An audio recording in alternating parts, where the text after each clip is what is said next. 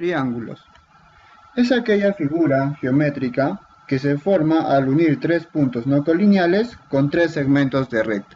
Como podemos observar, cada punto ya está determinado una letra, A, B y C, y tres segmentos de recta que es AB, BC y CA. También tiene su representación. Como podemos observar, un triángulo pequeño acompañado de las tres letras que están conformando el triángulo. Ahora, en este caso es A, B y C, como lo podemos observar. Sus elementos: el vértice, que son los puntos no colineales, A, B y C. Lados: AB, BC y CA. Los ángulos internos son los que están dentro del triángulo, como alfa, beta y teta.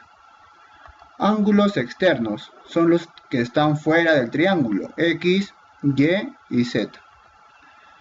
El perímetro está representado con 2P. Y como ya sabemos, es la suma de sus lados. En este caso, el triángulo solo tiene tres lados, sería de A, B y C.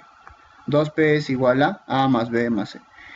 El semiperímetro solo está representado con la letra P, y es la suma de los tres lados entre 2.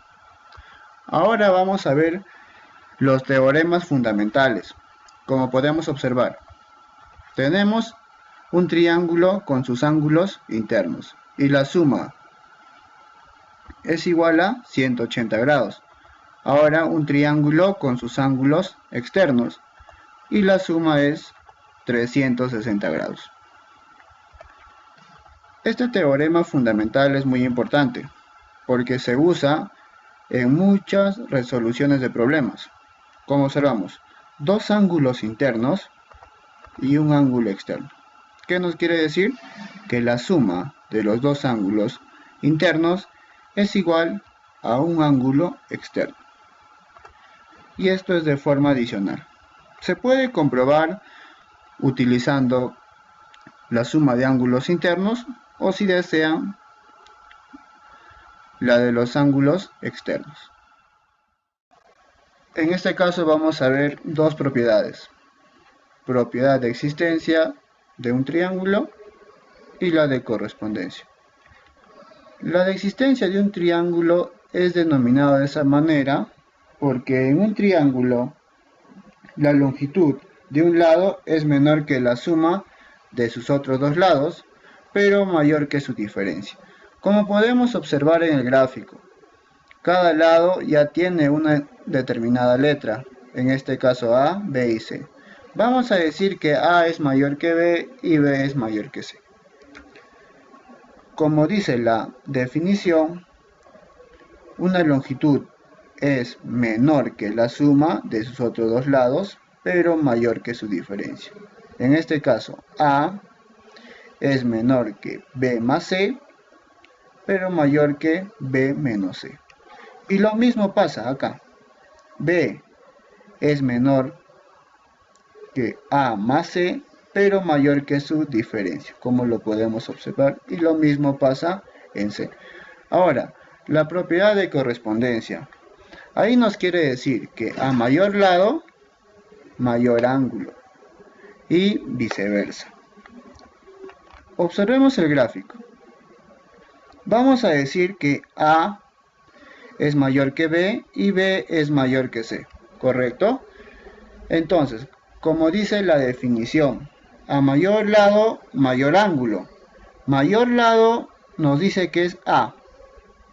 Entonces, beta tiene que ser el mayor ángulo. A mayor que B. Entonces, beta mayor que alfa, ¿correcto? B mayor que C. Entonces, alfa mayor que teta. Propiedades adicionales. La primera es el pantaloncito, que nos quiere decir que la suma de sus tres ángulos interiores es igual a un ángulo exterior, que en este caso sería X. Entonces, que alfa más beta más teta es igual a X. La segunda propiedad es la corbata o Michi, como ustedes lo quieren llamar. Es la suma de sus dos ángulos interiores de este primer triángulo igual a la suma de sus dos ángulos interiores de este segundo triangulito, ¿correcto? Entonces diríamos que beta más teta es igual a x más y. La tercera propiedad del pescadito es la suma de sus dos ángulos internos, o también podemos llamar cabecita y cola, igual a sus dos ángulos externos, o también le llamamos sus aletas, ¿correcto? Entonces diríamos que alfa más teta es igual a x más y. Ahora les quiero presentar tres propiedades que son a base de sus bisectrices. En este caso se ha formado este ángulo por sus dos bisectrices interiores, y para calcular es a menos b sobre 2. Ahora, con la corbatita o Michi, observemos, dos ángulos que están aquí tienen sus bisectrices interiores y forman un ángulo, ¿correcto? Y para calcular el ángulo formado sería la suma de a más b sobre 2. En el pescadito se forma un ángulo a base de sus dos bisectrices exteriores, y para calcular ese ángulo es la resta de la cabecita menos la colita, que sería b menos a sobre 2. Clasificación de los triángulos según las longitudes de sus lados y según la medida de sus ángulos internos. Según la longitud de sus lados tenemos tres. Uno, que es el triángulo escaleno, que es sus tres ángulos diferentes y sus tres lados diferentes. Triángulo isósceles. Son dos ángulos iguales y los que están opuestos, los lados son iguales. Como podemos observar, a teta se le opone a y a teta se le opone a. Y tenemos un ángulo diferente y un lado diferente, ¿correcto? Triángulo equilátero. Son sus tres lados iguales y sus tres ángulos iguales. Si un triángulo, la suma de sus ángulos internos es igual a 180 grados, entonces vamos a decir que cada ángulo es 60, ¿correcto? Porque son iguales. Según la medida de sus ángulos internos. Triángulo acutángulo. ¿Qué nos quiere decir? Observemos, estamos hablando según la medida de sus ángulos internos. Entonces, decimos que tres ángulos internos son diferentes, pero menores que 90 grados. Y por supuesto, tres lados diferentes también. El triángulo rectángulo ya lo conocemos todos. Sabemos que uno es 90 grados y los dos, la suma es igual a 90, porque todo es igual a 180 grados, ¿correcto? Entonces, tenemos también tres lados, y aquí cumple el famoso teorema de Pitágoras, donde el que está opuesto a beta es el cateto, que es C, y el que está opuesto a teta es el otro cateto, que es B. Y el que está opuesto a 90 es A, y que es la hipotenusa. Y la hipotenusa siempre es mayor que los dos catetos, ¿correcto? Entonces diríamos que teta más beta es igual a 90 grados, y también que la suma de cuadrados de los catetos es igual a cuadrado de la hipotenusa, ¿correcto? O sea, al cuadrado más b cuadrado es igual a al cuadrado. El triángulo obtusángulo es de esta forma. ¿Por qué? Un ángulo es mayor que 90 grados y los dos restantes son menores que 90 grados. Líneas notables asociadas al triángulo. Tenemos a la cebiana. ¿Qué nos quiere decir la cebiana? es aquel segmento que une un vértice con un punto cualquiera del lado opuesto, ¿correcto? Tenemos un triángulo ABC. Tenemos dos medianas, la interior y la exterior. La interior ya sabemos que es dentro del triángulo y que tiene un punto cualquiera en el lado opuesto, ¿correcto? Eso sería la cebiana interior. Ahora, la cebiana exterior, fuera del triángulo, claro, y que tiene un punto cualquiera en la prolongación de AC, que es el lado opuesto, ¿correcto? Cebiana exterior. Ahora, la mediana. También les presento un triángulo ABC.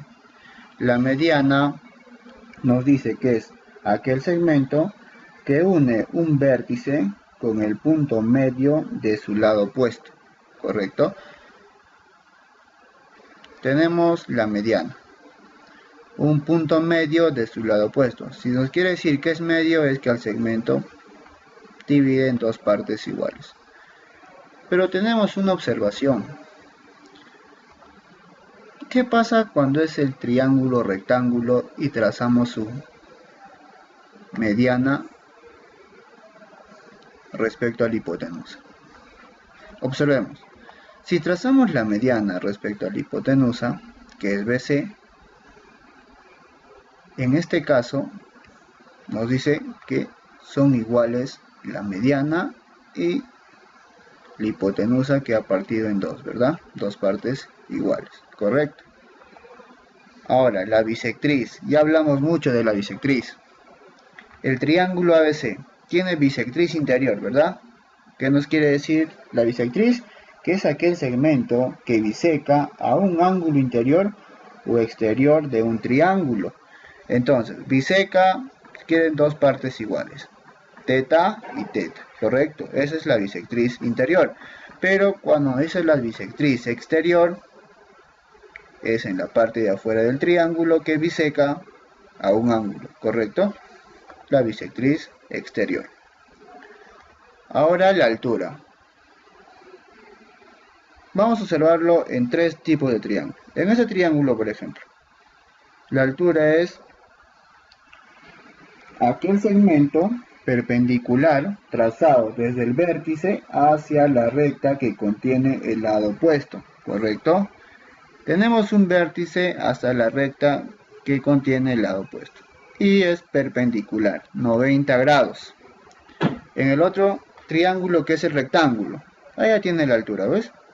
Ya no es necesario de trazarlo, ¿correcto? En el triángulo obtusángulo, ahí tenemos que hacer una prolongación a la base para trazar de un vértice de forma perpendicular, ¿correcto? 90 grados.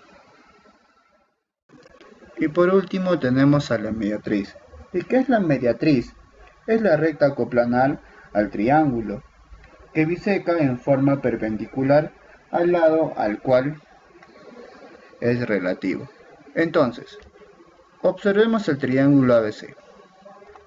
Es de forma perpendicular y también al lado relativo divide en dos partes iguales.